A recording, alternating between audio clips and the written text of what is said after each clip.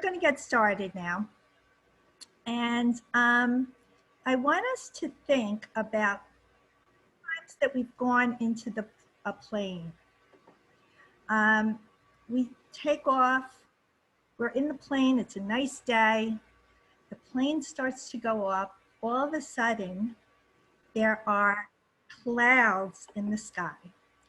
There's lightning and thunder and heavy rain, and we didn't anticipate this, and it's getting turbulent and it's getting bouncy, and right away as the plane goes up we start thinking, you know, Tfilat Haderech, and we start to really become very spiritual. The plane goes up, it continues to go up. All of a sudden there's a clearing.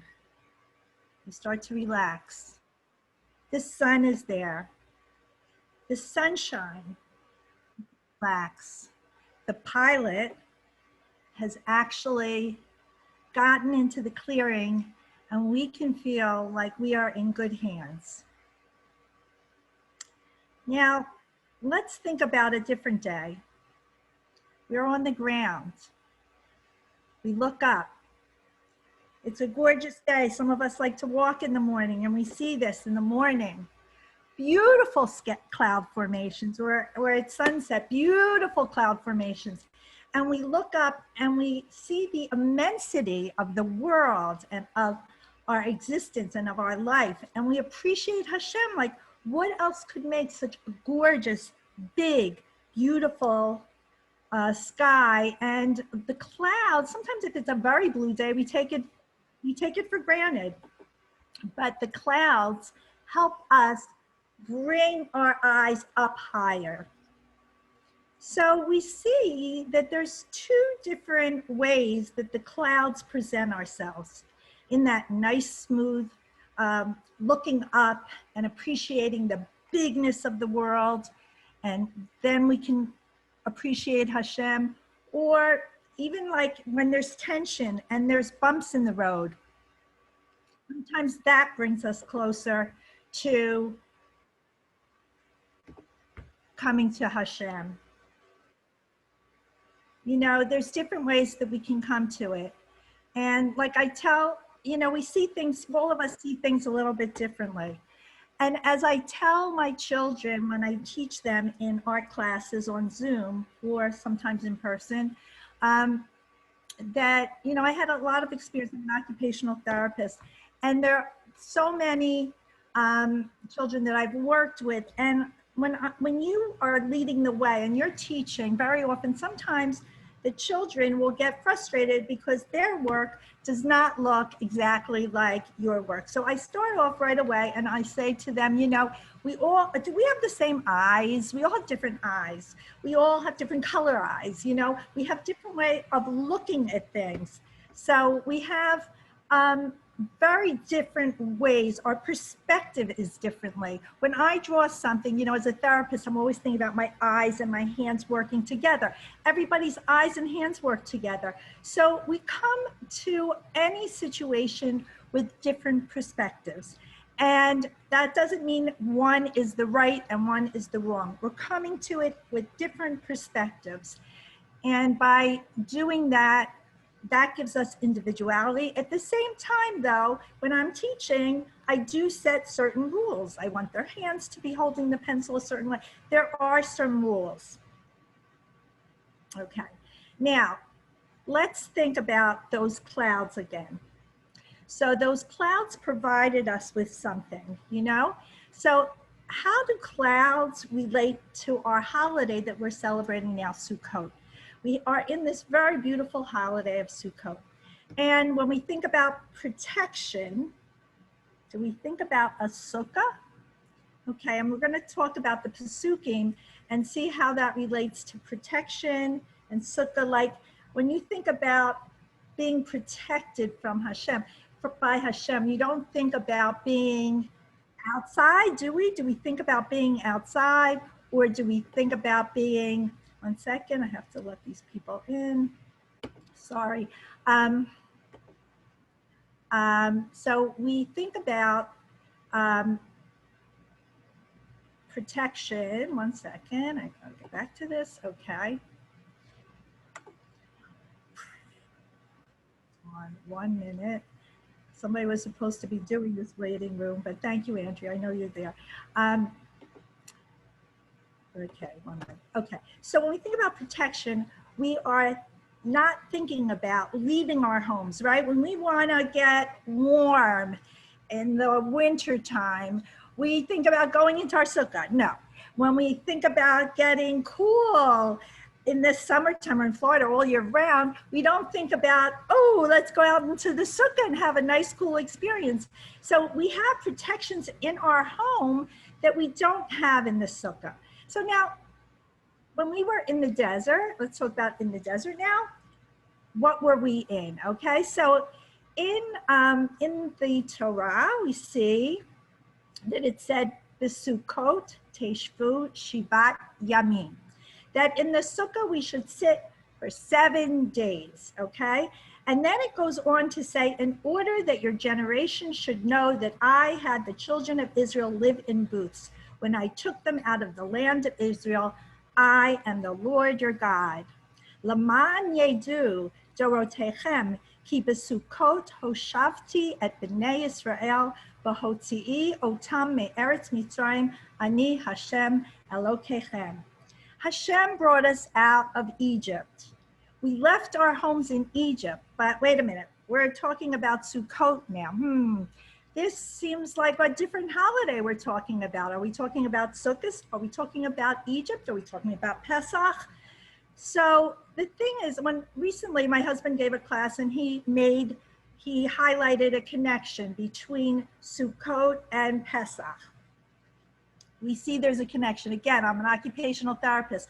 I think about the whole body. I don't look at the hands. I look at the hands and eyes working together. That's how a therapist, a doctor should be looking at a whole body experience. So now what we have is we have the whole body, we have the whole year, we have all of the events that the Jewish people went through. We were in Egypt at Pesach time, and now we're in our Sukkot. It's the same Hashem, it's a combination, it's that togetherness of the holidays. And we'll see in a little while even other holidays that relate to this. Okay, now, when we were in the desert, did we actually sit in Sukkot? Okay, so of course, like a lot of things in Judaism, there's a machloket, there's a discussion about this. Rabbi Akiva says, we actually lived in Sukkot like we know today, a hut. Rabbi Eliezer in the Gemara says, in Gemara Sukkot 11b, he said that, did we live in Sukkot? Or is it a similar word for sukkah, the covering? And were we really being protected by ananei hakavod, clouds? Okay, so we have the Sukkot and we have clouds now. So there's this discussion of where we actually were in the sukkah. Were we in the clouds or were we in the sukkah? And maybe both. Okay, like these clouds that were protecting us, there's all kinds of machloket about how many clouds there were and what the clouds actually did. Now let's think about those clouds again, like when we were up in the sky in the airplane. The clouds, what are they? It's like a vapor, right? And you could even walk through it, or they could be near you and they could give you pressure. These clouds are like very amazing. And what it is really, just water, right? So in the desert, we were protected by clouds because we read it in the Torah and we read it in Yeshayahu. We read about things like it says, "V'sukkah tiyeh latzel yomam."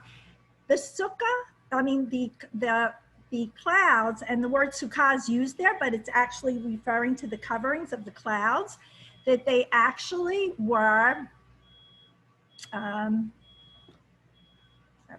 There's a timer going off. If that's somebody's timer, could you turn that off? Thank you. So there were the clouds that were protecting us from the sun, sheltered us from rain, and other things, like strange things, like even our clothing was the sim latcha lo balta me alecha, that it kept the clothing free from wrinkles even.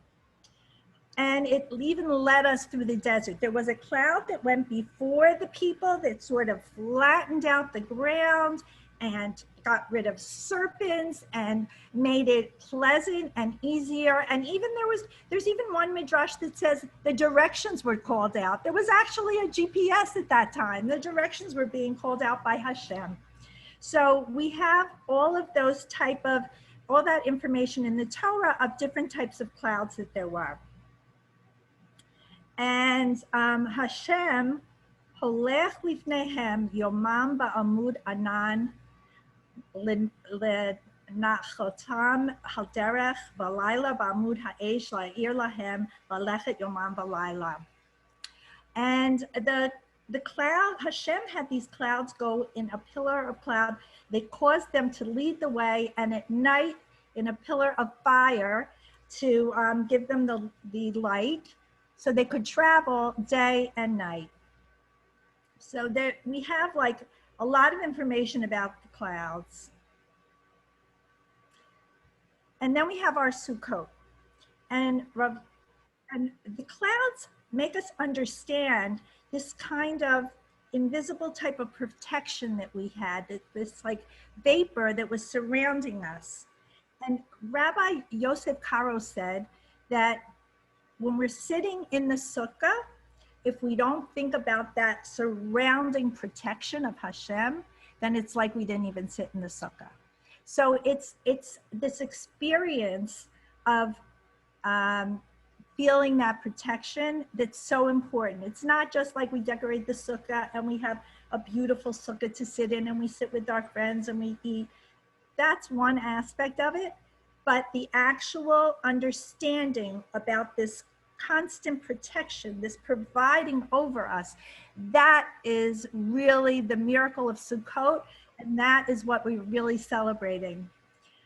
Sukkot is also a time when we come to a very spiritual happiness, and that was demonstrated in Simchat Beit HaShoeva.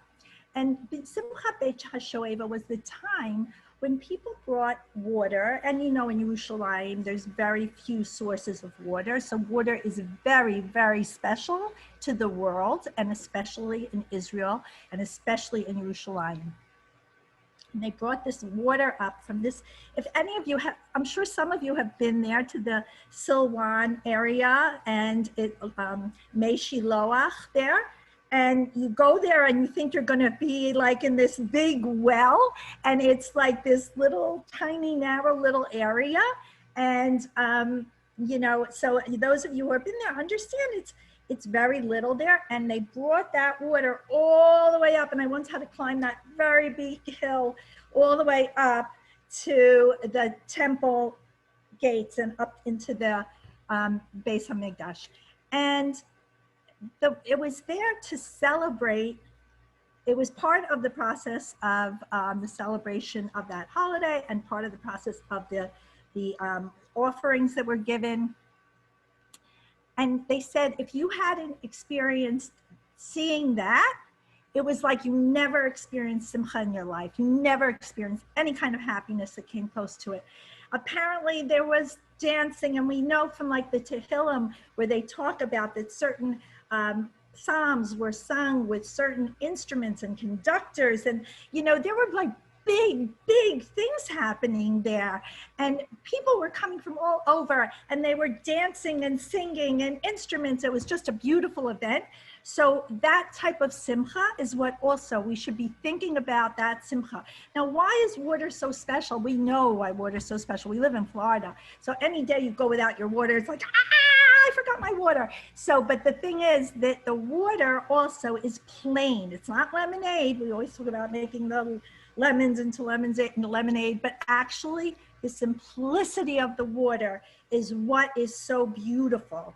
And we really come to appreciate how water is in everything. It's even in wine that we're always making kiddush on and everything, and it's just in everything. And water is like the basic ingredient for life. You need water. Go up to Mars, well, we have to see if there's water up there. Nobody could live up there if there's not water. But that is basic. And also Hashem is basic, and Hashem is the water of our life. And that is really one of the key points of sukkahs. Now, sukkahs also, we sit in the sukkah. Let's get back to the sukkah. So we have sukkahs and we have clouds. And the sukkah is not where we're going for security, right? We're going into this shaky environment. Sometimes they fall down. The schach is not supposed to be so tight and secure. It's supposed to be loosely woven so that we can see a little bit of the outside, but not too much. It's very specific how we have to do that schach. And it's like, comes from that feeling of when we're in our house, they talk about that, the expression, you have a roof over your head. Thank God you have a roof over your head, you know? So, but the thing is that when our roof is shaky, it makes us nervous. The other day, my daughter, Ayala, called and she was like, I don't know what that is. My roof, there's noises coming from my roof. And I was like, okay. And then she went and she checked it out. And she was thinking, is it a raccoon? What is it that's challenging her stability in her home? And it was a roofer that she didn't realize that had scheduled to be there that day. So thank God for that. But you know, like that's how it is. Like when something's challenging what's above us, then it's a little scary. So when we go out into the sukkah, we are challenged. We are challenged to look up to those clouds to realize that there is something above us, that Hashem is with us, and we should be cognizant of that all the time. Now, I read, you know, sometimes in our lives, we have challenging things in our lives, unfortunately, and that can be difficult, and we see that today. And I've read some books recently that talk about people that had challenges in their lives and how they dealt with that. And one of the books was Naomi Reagan wrote a book about chains around the grass. And this is a book, it's like a post-immigrant story where the family is moving a little away from Judaism, and the father really wants to be successful materialistically, and he fails with that. He dies at an early age. And this girl, Sarah, who's the daughter in the story, and this is loosely based, I think, on Naomi Reagan's life. So she actually goes against a lot of clouds, a lot of disadvantages in her life. And she becomes religious in the end. And only because she had like minimum exposure. I mean, her mother had some customs, but she had some minimum exposures to some friends in the community, some youth groups. And she held on to that. And she held on to these small things, and her tried to be positive, and she tried to hold on to these small things. And in the end, she does become successful. She becomes Naomi Reagan. And the chains around the grass, like these areas that were in these lower income buildings where the chains, if you picture in New York City, they have chains around these little grassy areas. Even the beautiful grassy areas, they didn't have access to, some people, you know, even those beautiful things and those little beautiful things in their life, you know, sometimes you really just had to step over that little chain and you could get to the grass. So sometimes in people's lives, they were able to push beyond that little chain and become successful. And in the book Educated, I'm sure many of you read that book recently.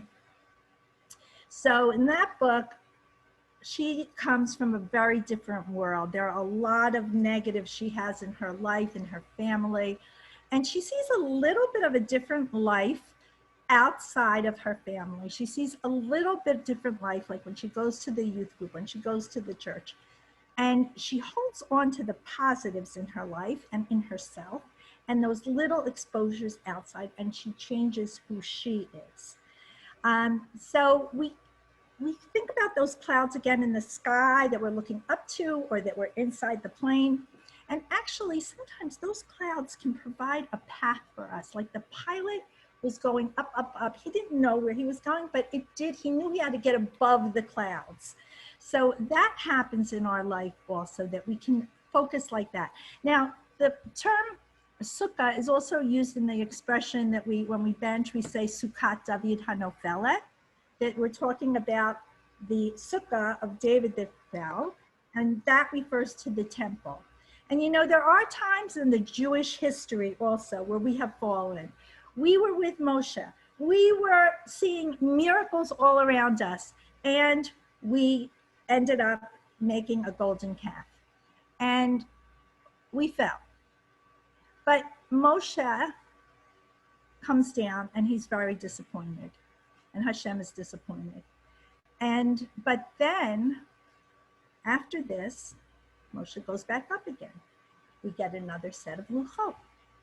So how is this that we were so off the derech, and yet we were so off the path, and yet Hashem brings us back? He forgives us. He didn't forget what we did. We didn't forget what we did. And generations later, look at us now. So many generations later, we still know what happened, not a secret. So, but the thing is that happened, and then we did it over again. Let's try take two. We tried it again. And this time we actually eventually got to Israel. And you know, this also, when we go back and we talk about that whole body experience, that whole year experience, that whole history experience, we were in the desert. Before that, we were in Egypt. Then we were in the desert. Same thing with our holidays. We were at Pesach. Then we came to Rosh Hashanah and Yom Kippur. And those holidays are very spiritual holidays, Rosh Hashanah and Yom Kippur. We're not like going into fancy sukkahs. We're not taking lulav and etrogs. We're not doing any of that stuff. We're just saying a word, just making that the physical manifestation of what's in our brain. We're there, Rosh Hashanah, Yom Kippur. Hashem, just like he forgave us for the golden calf, then Hashem hopefully forgave us for anything we did wrong last year, the year before. And we're new people. It's like we went to the mikvah. We're new, and we're starting with our new life. And our life now starts with mitzvahs towards the sukkah. And we're trying to be the best we can be.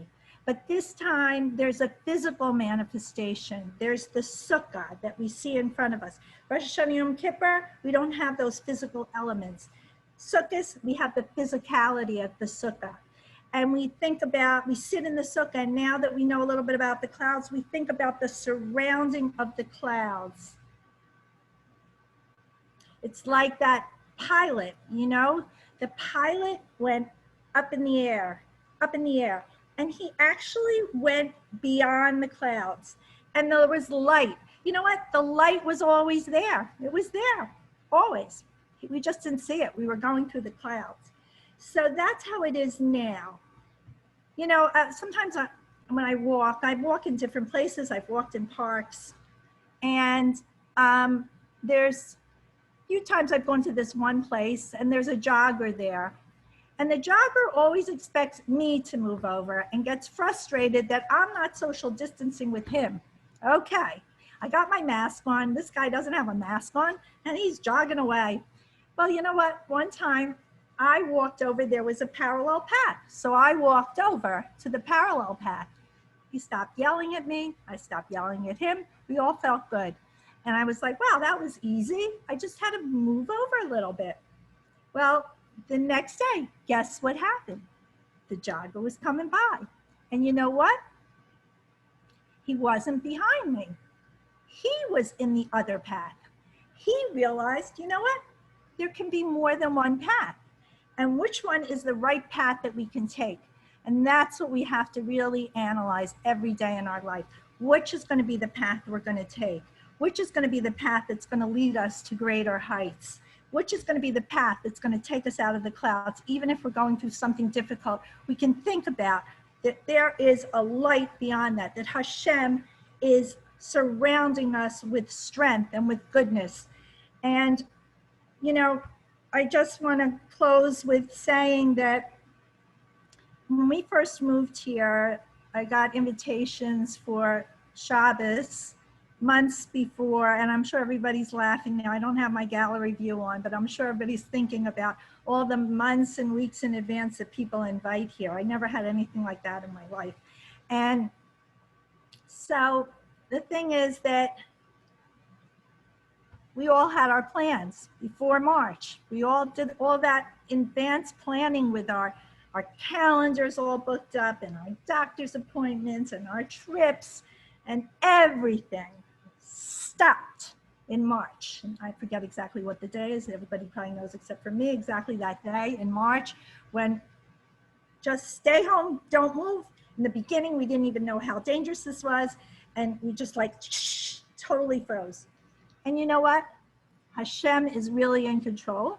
We think we have a calendar. We think we have a plan. And this holiday, this year, especially highlights to us that there's another plan surrounding us.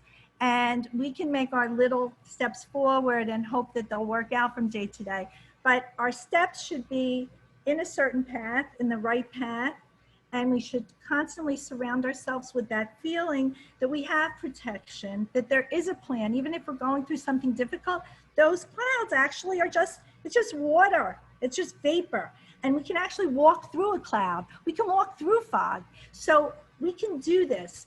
And know that we have, it's more than just a vapor. We are being surrounded by a strong force, and that is Hashem. And I just wanted to leave you with that. Okay, and on that note, everyone can unmute their mics. And if you have any questions or you just want to say hi, that's fine. I would love to hear from you. And let me put it on my gallery view so I can see. First of all, Yasgur, Rebbetzin, that was a great shiur, and hopefully you will do it more often as the year goes on. It was very interesting and a very positive approach to what we've been going through this year, as you said, since March. And as you said, if we always remember that Hashem is there, what's that saying? Kol bidei shamayim, chutz mirat shamayim. Everything is in the hand of God except the fear of God.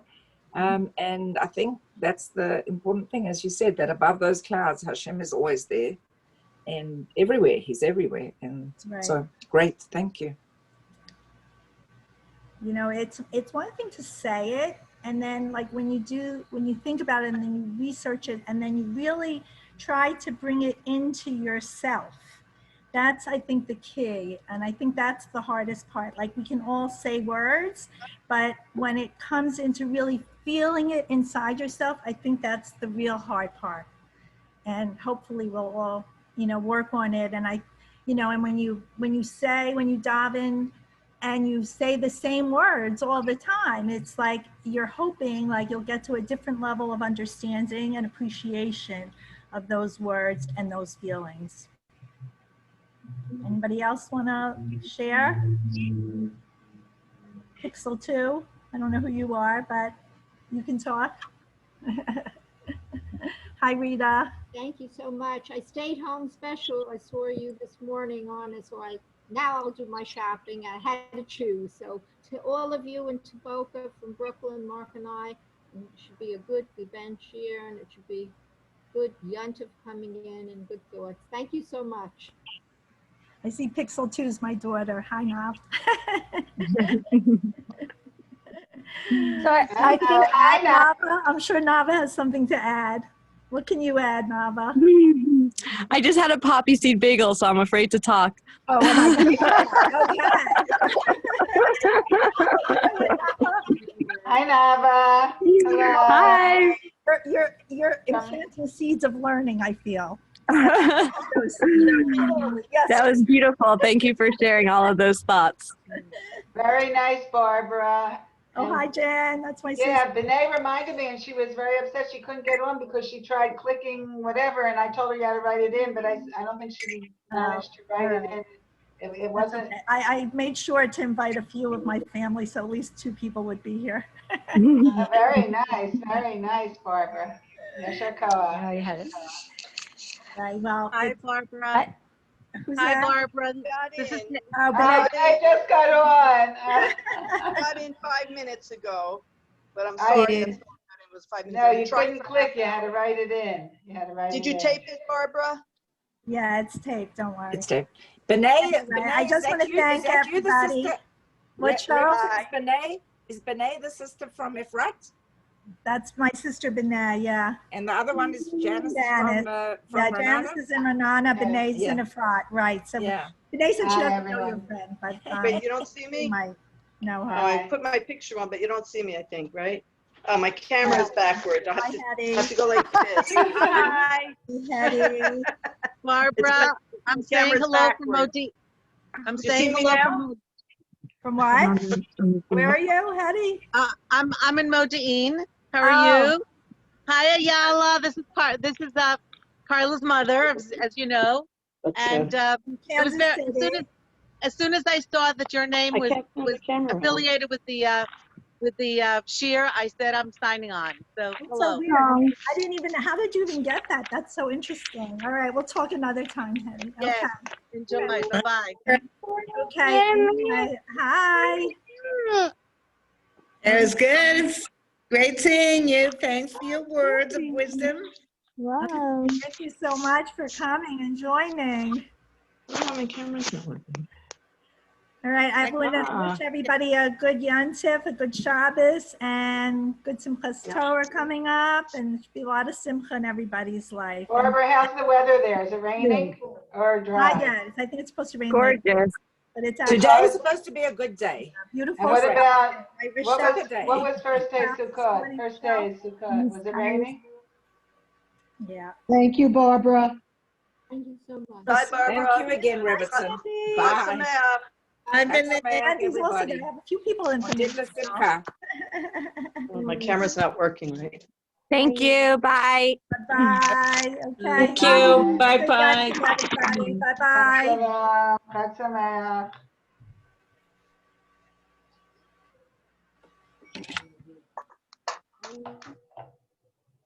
Sorry, Barbara, I really tried. When did it go on?